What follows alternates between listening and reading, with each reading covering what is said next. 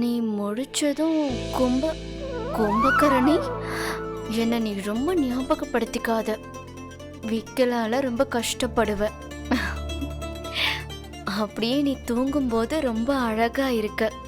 அதனாலதான் நீ தூங்கும்போது நான் எழுப்ப விரும்பல. ஆனா உனக்காக ஒண்ணு விட்டுட்டு போறேன். தலைக்காணி கடியில பாரு.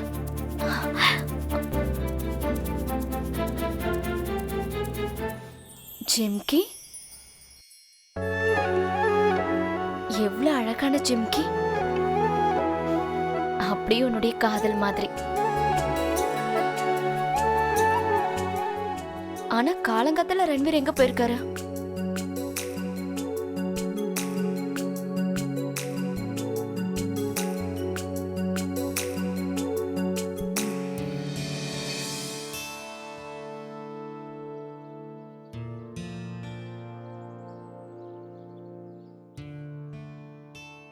பாட்டி, ரன்வீர் எங்க? அவன் வயலுக்கு போயிட்டாம்மா. சீக்கிரமா போகணும்ல. இவ்ளோ காலங்கத்தால அவருக்கு நான் இன்னும் டிஃபன் கூட ரெடி பண்ணல. இல்லம்மா, சூரிய உதயத்துக்கு முன்னாடியே அவன் வயல்ல தண்ணி பாய்ச்சணும்னு சொன்னான். அதுக்குதான் சீக்கிரம் போயிட்டான். நீ ஒன்னும் கவலைப்படாதம்மா. மீரா சீக்கிரமா எந்திரிச்சிட்டால, அதனால அவனுக்கு சுட சுட டிஃபன் செஞ்சு கொடுத்தா. அதை அவன் சாப்பிட்டு தாமா போனான். என்னால ரன்வீருக்கு டிஃபன் கூட செஞ்சு கொடுக்க முடியல.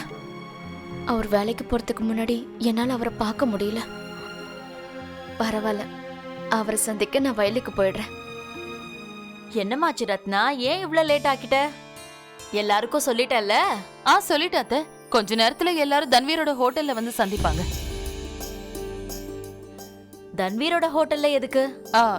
நேத்து நாங்க என்ன நினைச்சோம்னா, பொம்பளைங்க வேலை செய்யறதுக்காக தனியா ஒரு இடம் வேணும்னு நினைச்சோம். அப்பதானே அவங்களால நிம்மதியா உட்காந்து வேலை செய்ய முடியும். அப்போ தன்வீர் அவனே வந்து இந்த யோசனைய சொன்னான். அவன் ஹோட்டல் பக்கத்துல ஒரு ரூம் இருக்கு, காலியா இருக்குன்னு சொன்னான். அங்க எல்லாரும் நிம்மதியா வேலை செய்யலாம்ல.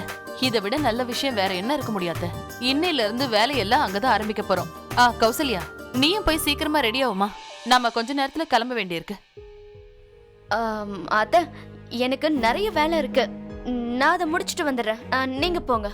கௌசல்யா, இன்னைக்கு நம்ம கடையோட முதல் நாள். நீ ஆரம்ப நாள்ல இருந்து அங்க இருந்தாதான் எனக்கு சந்தோஷமா இருக்கும்.